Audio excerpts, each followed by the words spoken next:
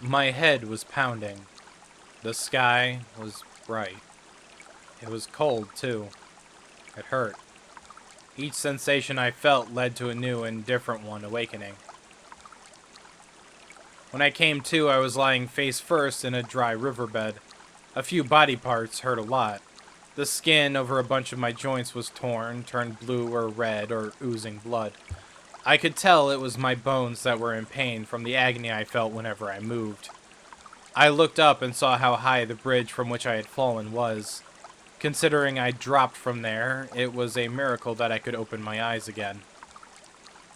Right next to me was a broken, upside-down car seat, which I guess some pranksters had brought here.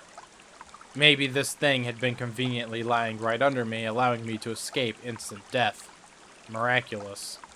Of course, I didn't know whether this miracle was fortunate or unfortunate. I'd failed to die, and now I was still stuck in this insane world. How long had I been unconscious for? The sun was high in the sky, so it looked like only 1 or 2 hours had passed. But my body's sluggishness didn't make it feel at all like the short time had gone by. Mentally, it felt like I had been asleep here for a decade. Ah. Ugh. The more feeling returned to my body, the more the pain flooded in.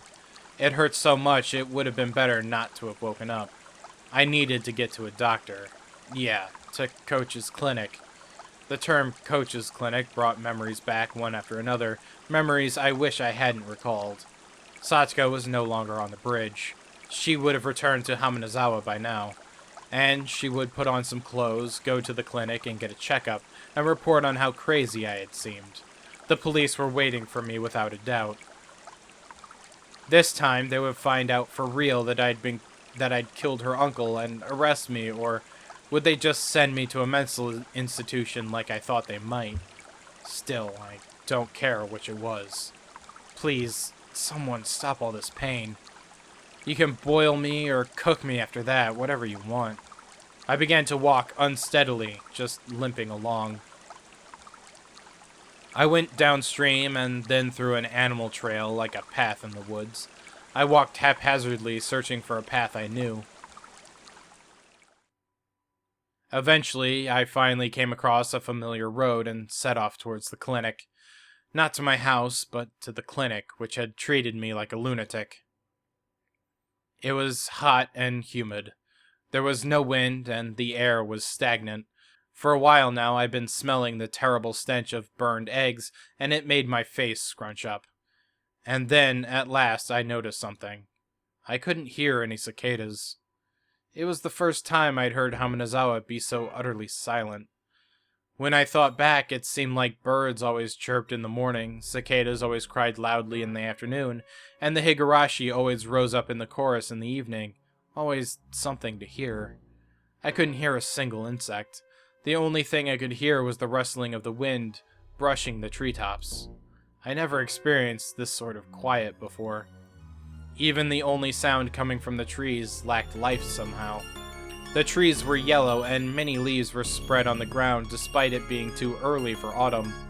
Even the weeds that had been growing so persistently at the side of the road had yellowed, browned, and lost their vigor.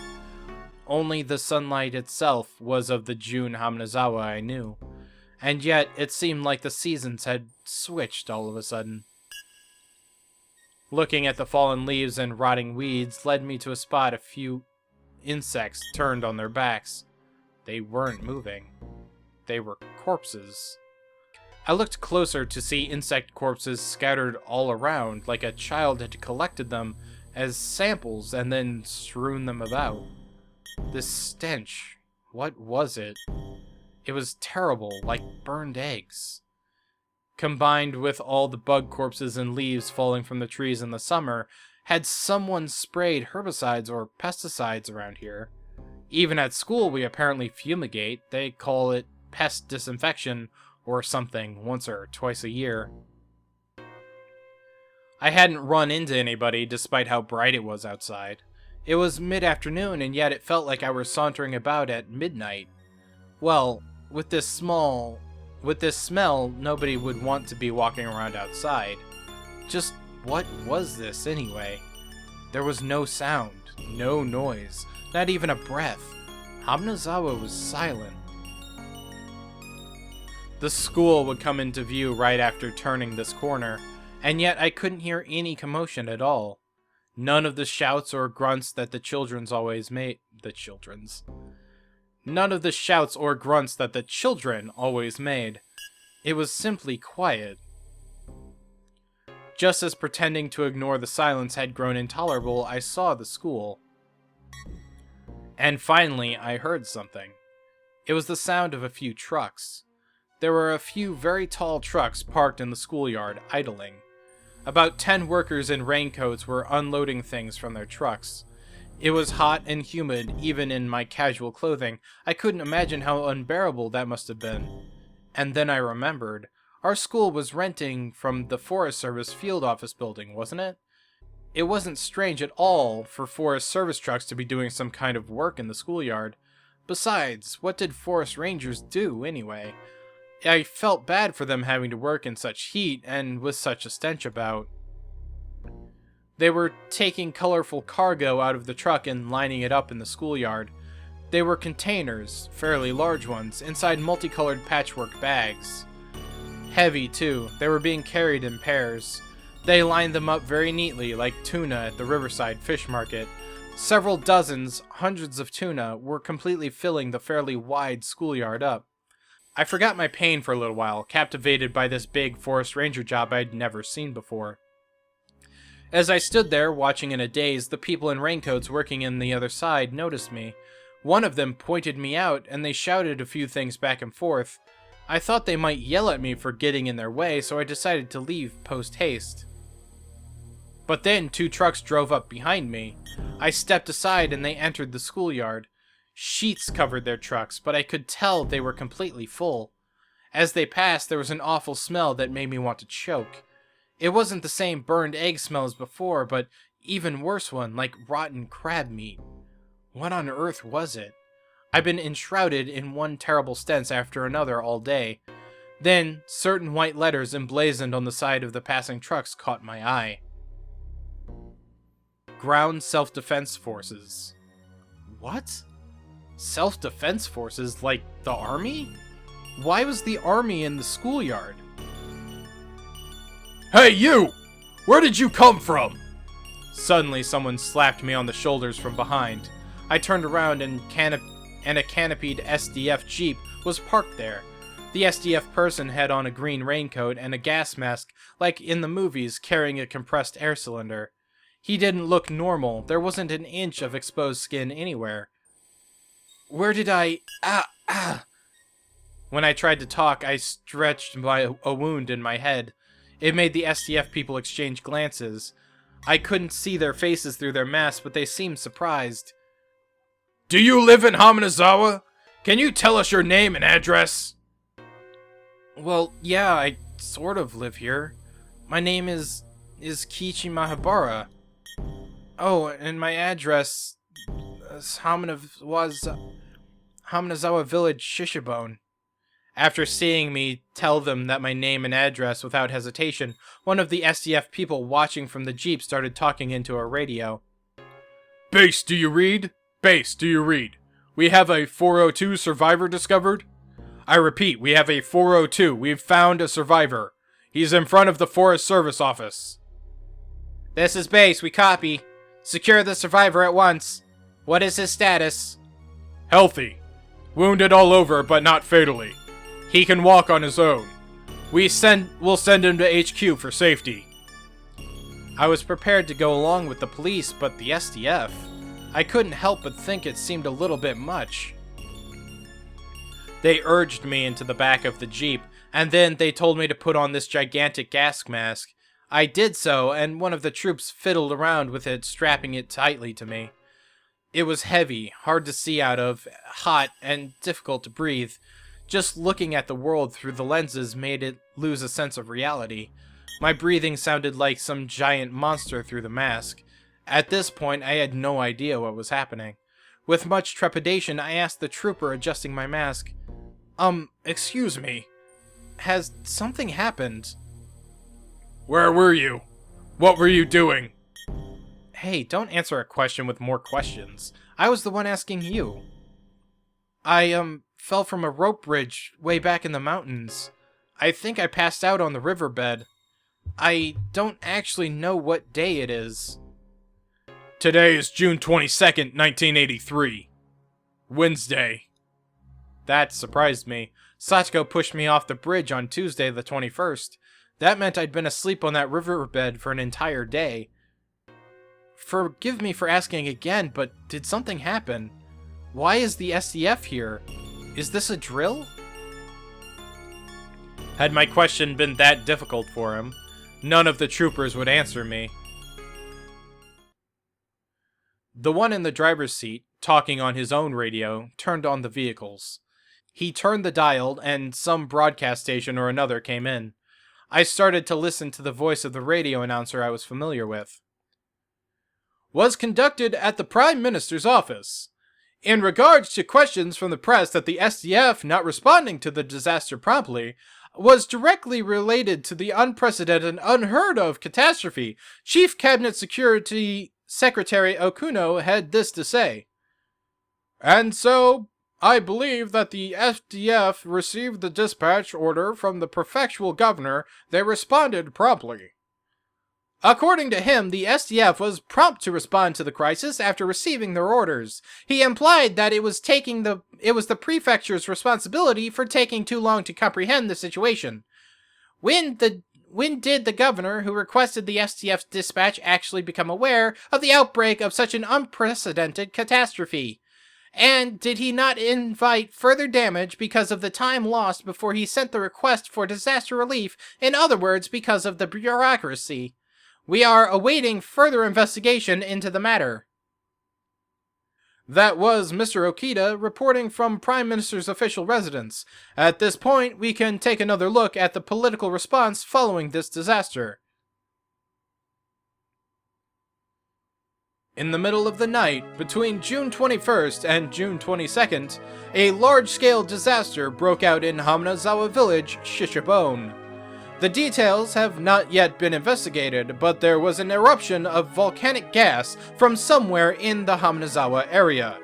The gas was relatively heavy, and as it spewed out, it began to flow. That flow went down along a small river and headed directly into Hamazawa Village. After a few hours, it had covered the entire region.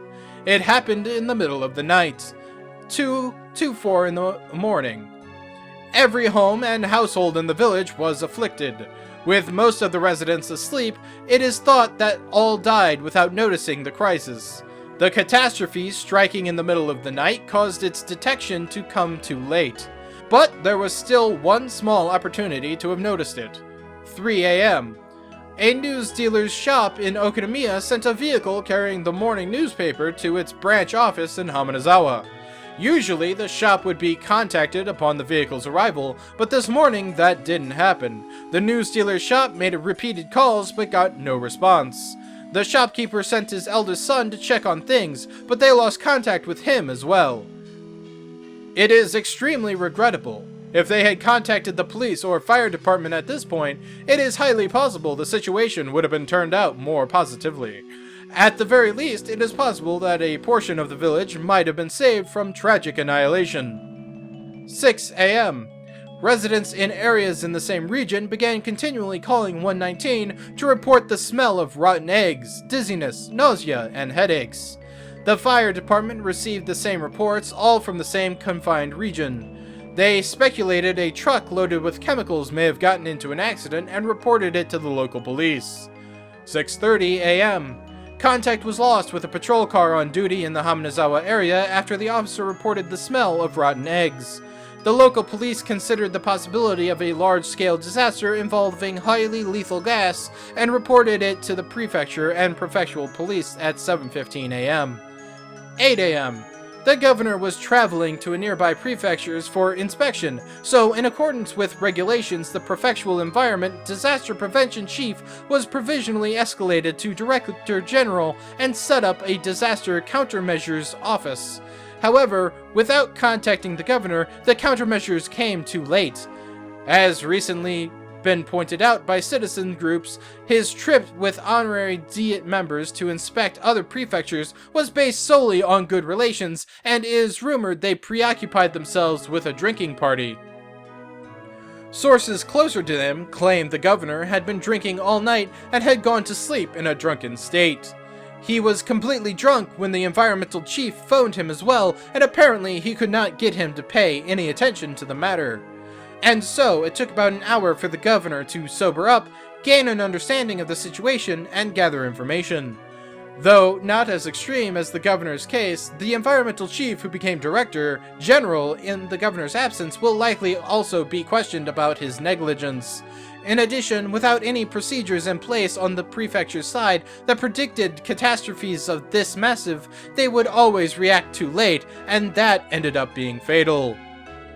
9:12 a.m.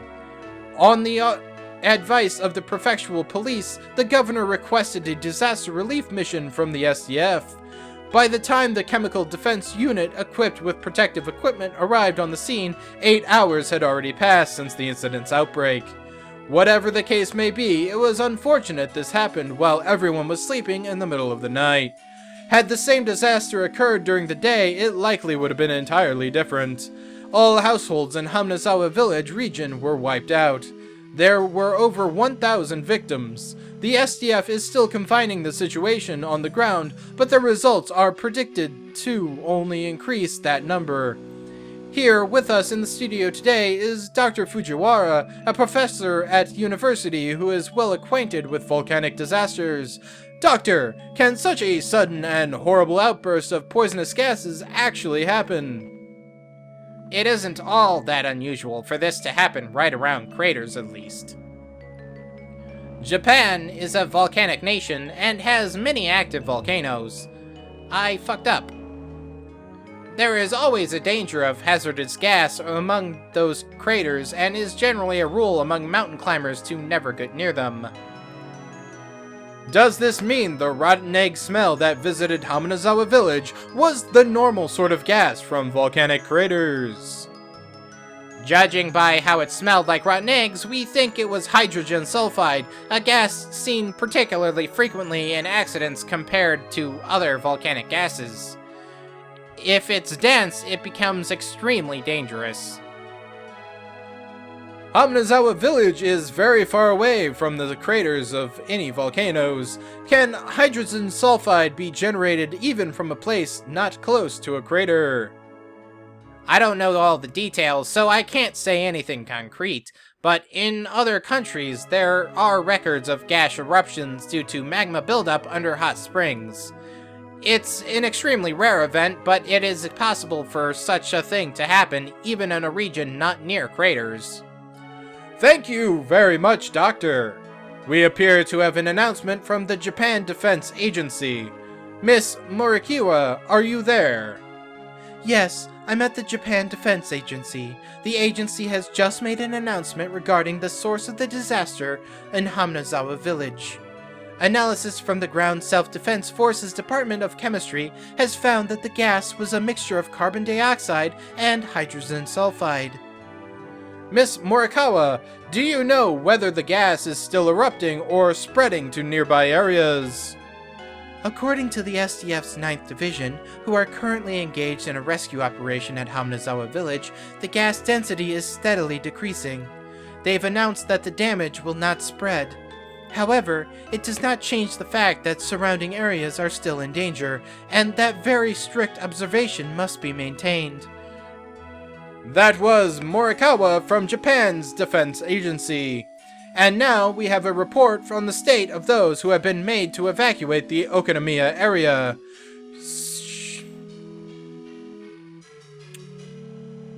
Shimo Shinazaki Elementary School is one of the evacuation sites, and we currently have a reporter on scene. Wait. What? Inside the jeep, clambering and bouncing along the rough road, no one answered my muttered question. An unprecedented catastrophe had destroyed Hamanazawa in a single night. Where was Hamanazawa Village anyway? Someplace deep in the mountains, right? Names of places I'd heard about on the radio were always like that. They were all places I'd never heard of, much less knew the locations of. Wiped out? What does that mean? Don't they usually say how many died and how many were injured? How many people were alive? Where did everyone evacuate to? Eventually, we came into view of Coach's clinic. For the first time, I saw the flag of Japan hanging on a pole outside.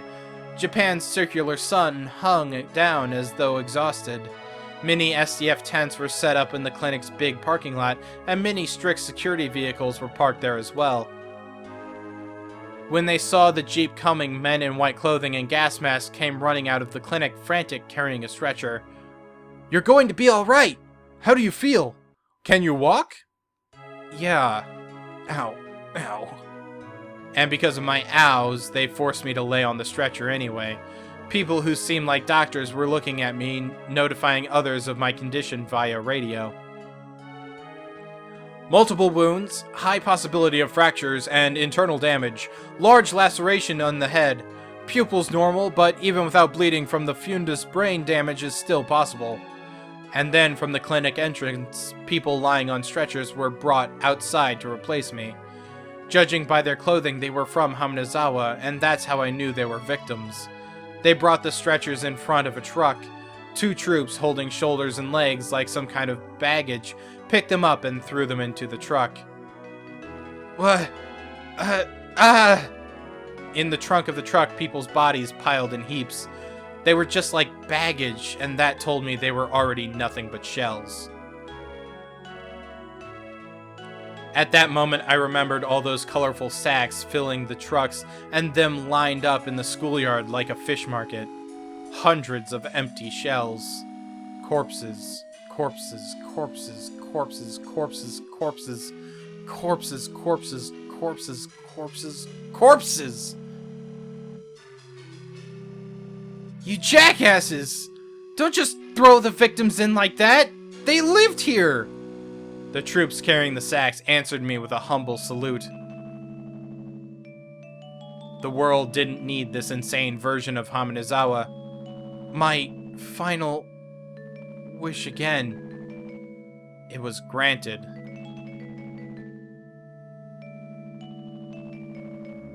I didn't understand anything anymore. None of it mattered. I wished, I cursed, and then it happened the next day. Then please, tomorrow morning, let me die. That insane night, it's still going on.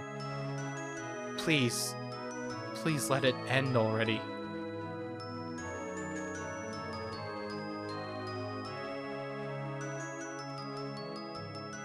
Hey, he's lost consciousness! Shout his name! Quickly! Mahabara-kun! Can you hear me? If you can hear me, just blink! Mahabara-kun! Mahabara-kun! Mahabara-kun! Suddenly, the world didn't matter to me anymore. I wasn't interested in their cries. His breathing stopped! Get his respiratory tract open! Use CPR! Make him live! Damn it! Damn it! No more! No more dead people! Nobody deserves to die! Don't kill him! Don't kill him! I could hear the voices of a man crying and screaming into my ear. Nobody deserves to die. Those words came from his heart. They were so commonplace, and they soaked into my heart too. Maybe it was a mistake to take someone's life, even if it was to save Sachiko. If this is the price I had to pay, this horrible tragedy, then this is a little much, Oshiro-sama. Why did you never punish me? Come to think of it, Sadako said something. Oshiro-sama's actual curse never goes for the target at first, but kills everyone they love before that. Oshiro-sama's curse. It was a convenient excuse, I told myself at the very end, that it wasn't my curse that had destroyed it, but Oshiro-sama's. Given that I was in a stretcher, this next bit might have been obvious, But last of all, I realized one thing. Yeah. Today, I had not heard those footsteps following me. Even once. And now I was liberated. As the cries of the Higurashi I couldn't have been hearing filled my mind, their tearful ensemble was the only funeral march I had.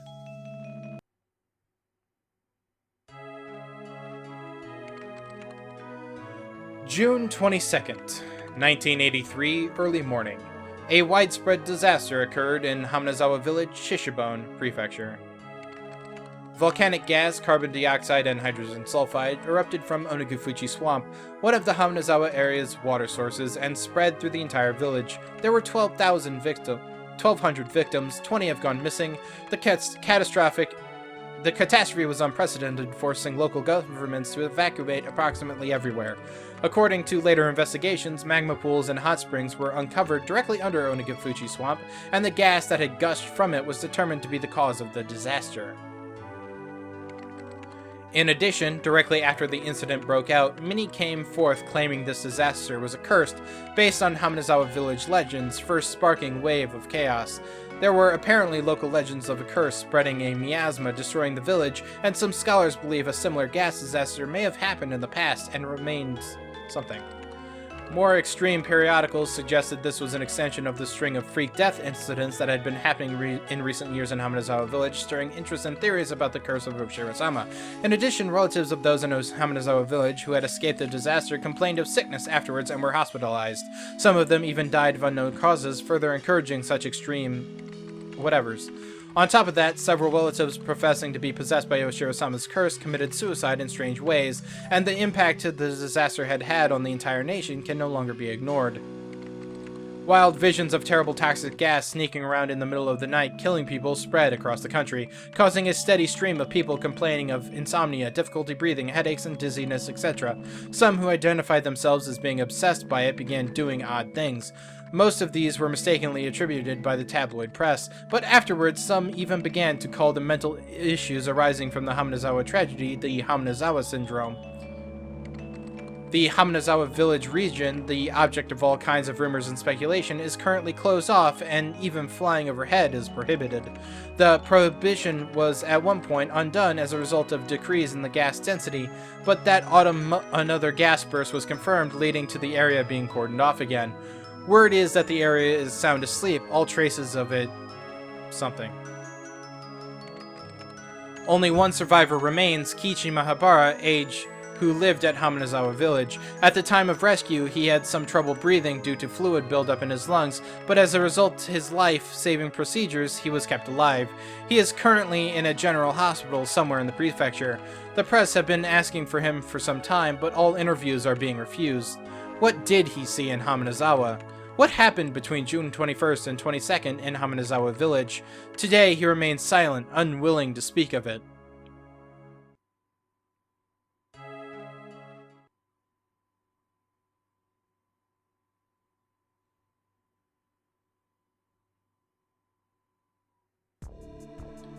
Jiro Tomitaki, real name unknown, possibly committed suicide in the village on 6/19/1983. Investigation suspended. Strangled to death in the mountains. Body was burnt to death. Kuroishi went missing. Possibly committed suicide in a clinic. Possibly murdered at the shrine. Investigation suspended. Renorigu died. Mion died. Iro Sonozaki died. Sadako Hujo went missing. Tepi Hujo went missing. Iro Mahabara died. Aki Mahabara died. Chie died. Tatsushi Kishi died. Shion Sonozaki committed suicide at the victim's hospital. Investigation concluded. Kiichi Mahabara attempted suicide at the victim's hospital. Diagnosed with severe mental disorder, refused interviews. Higurashi when they cried. Like, all the small words are gibberish. This is actually credits. No, all the small words are Japanese, I think. It's either Japanese or gibberish, because none of it makes sense. These are actual credits. Huh. Alright, so...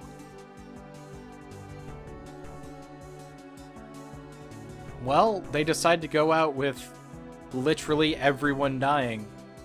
But Kiichi.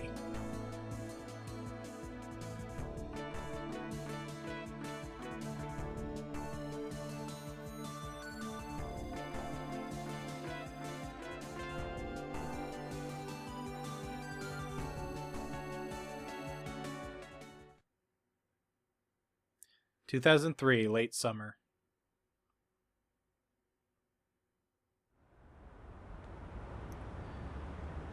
An elderly couple living in Osuka Prefecture discovered a cassette tape while organizing the possessions of their son, who passed away 8 years ago. Their son went missing when his fishing boat capsized in 1995. He was 47 at the time of his death. 8 years later, in 2003, they had begun to organize their son's remains in order to organize their minds, and came across the cassette tape in question. From 1975 to 1989. The deceased had experienced working as a journalist for a photography periodical, and his tape is thought to have been created during that time. The label on the tape read, 11/28/1983, Kiichi Mahabara. It is thought the tape was recorded during an interview with Kiichi Mahabara, the only survivor of the Great Hamanezawa disaster that occurred in June of 1983. As the only person who lived through the disaster on the night of June 21st, shrouded in mystery, many interested parties attempted to question him, but he never once spoke physically to anyone in public space. Therefore, the tape caused quite a stir, possibly being of extremely high value. Click. It's really hard to talk about stuff when I know I'm being recorded. Please, don't worry about it. Here, it won't be a problem if I do this, right? After this, the sound quality dramatically decreases. Did he cover the recording device with something?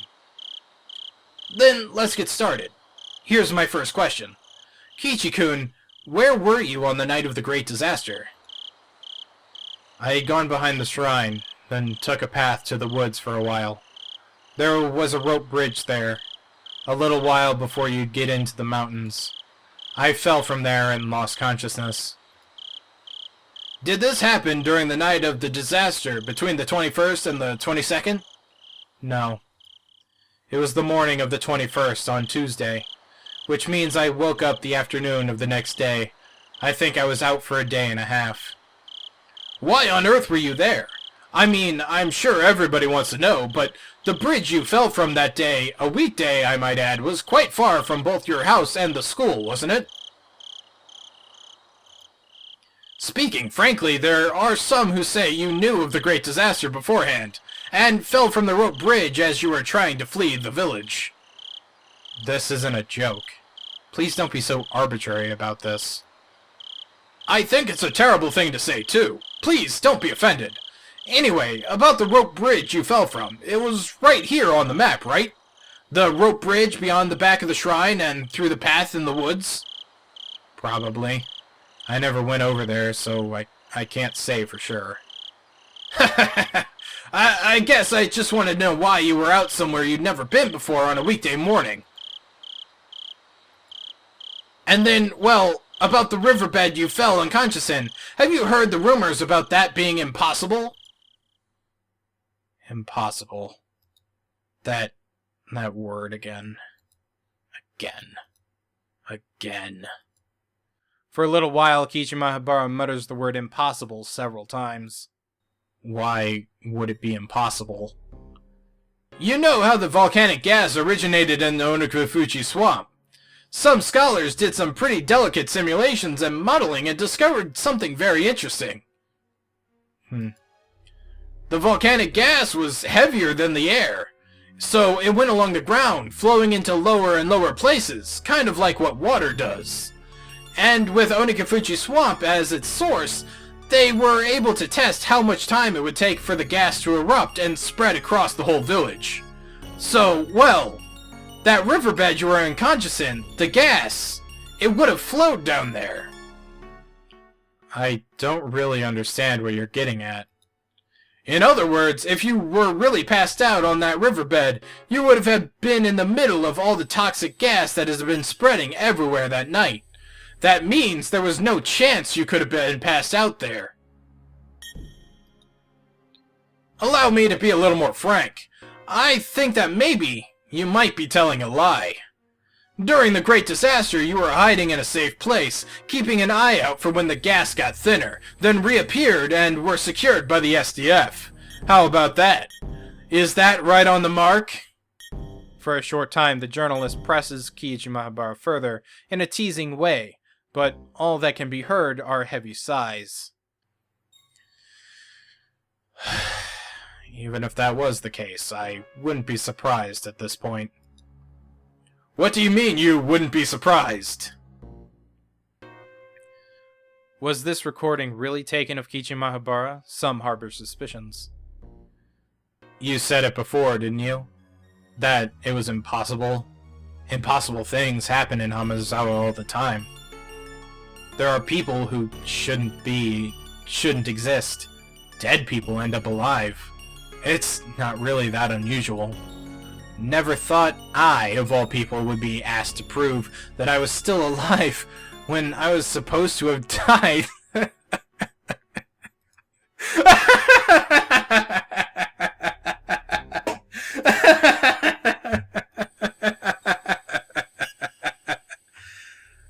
The journalist and Kiichi Mahabara both laughed for a while. To verify its authenticity, I had the owners in the Mahabara family check tapes with his voices in it. However, the sound was not clear and much time had passed, so the relatives I checked with couldn't remember what he sounded like. I was unable to gain positive proof it was actually Kiichi Mahabara's voice. Alright then, I'll change the subject. What do you think of the debate about whether this disaster was the curse of the 5th year of the serial freak death incidents in Hamazawa? I don't think it was. I was the curse that year, after all. What do you mean? I was just answering the question. Doubts also remain regarding the date 11/28 written on the tape. The curse. Well, you probably won't believe me when I tell you this. I was the one who caused it. I was the one who wished for the whole village to die, and it happened. What an exciting story! Exciting? I suppose you could call it that. After Mahabara Kiichi's failed suicide attempt on a certain August day 2 months after the disaster, he was diagnosed with a mental disorder and transported to a treatment facility. I was the one who killed Takano-san, and Coach, and Oishi too. At the time, I had some kind of divine power. Yes, I suppose it was like footsteps. Footsteps? Wait, what's that supposed to mean? You have never heard footsteps before. Tip-tap. Click-click. The facility never allowed any news coverage, so it is extremely unlikely that a tape from the media dated after August 1983 would have had his voice on it. Today, when you're walking around, try stopping suddenly. Something interesting will happen. Anyway, if you hear an extra footstep, even though you've already stopped walking, you'd better be careful, you know.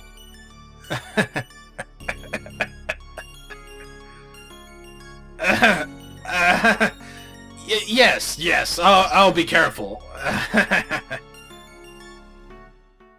Is what I'm saying really that funny to you? However, the reporter had been criticized for his forceful methods of collecting data while he was active, so there is still a possibility that he broke into a facility and forced Kiichi Mahabara to talk. You've been doing nothing but laugh in my face this whole time. You're just like Coach. You pretend to sympathize with me and listen to what I have to say, but your eyes are telling me you think I'm a lunatic. That's not true. No, I can tell. Your eyes are the same as Coach's. Is this truly Kiichi Mahabara's voice? The authenticity of this recording is still wrapped in mystery. I never heard footsteps again after that day, so I don't think I have that terrible power anymore. Perhaps, right here, right now, I'll wish for you to die. I'll wish for your death for saying all these unpleasant things. Yes, this time, why don't I decide how you die? Takano-san was burned to death, so let's go with the opposite, with water. I hope you drown and die. How's that? 15 years after this tape was created, the reporter, just as Kiichi Mahabara had predicted, died in an accident out on the sea. If I'm in top form like I was then, you'd die before tomorrow morning for sure. Now then, I wonder how many days it will take for you to drown.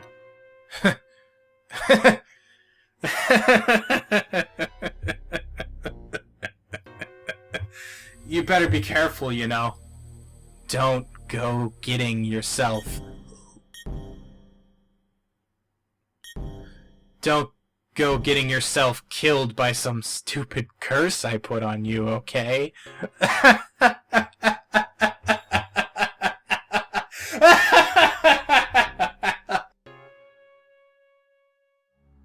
The recording ends in the middle of Kiichi Mahabara's laughter. And Kiichi Mahabara?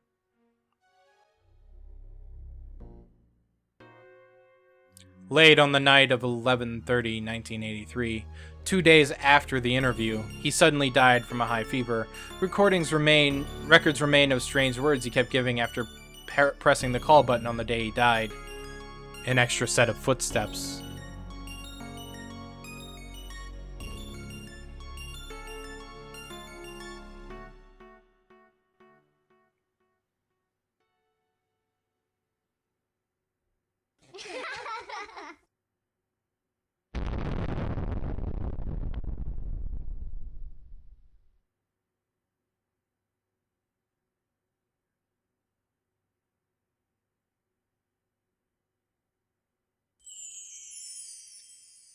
A new scenario has been unlocked.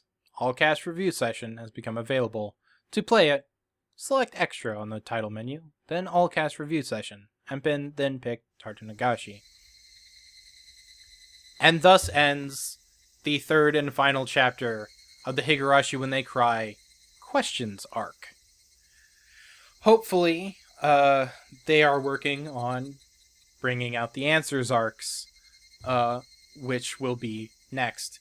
But for the time being, Higurashi When They Cry is finally over and finally done. And the questions arcs definitely ended with a lot of questions. A natural disaster killing everyone that could potentially be Kiichi having the power to curse and kill whoever he wished, because he may or may not have been possessed by a demon. But, oh boy, that was an ending. Like, of all my predictions, I couldn't have predicted literally everyone dying. Everyone. The only one out of that scenario, I think in that list, I'd have to go back and pause and actually look at it. I think it said Satoko went missing, so technically she could maybe not be dead. I also didn't really predict Kiichi dying at the end of the last episode of that happening, but then not being dead, Hamnazawa being fucked over, him being the literal only survivor, and whew. It's a lot. It's a lot. That was an ending. That was a finale. That was a very interesting, exciting finale.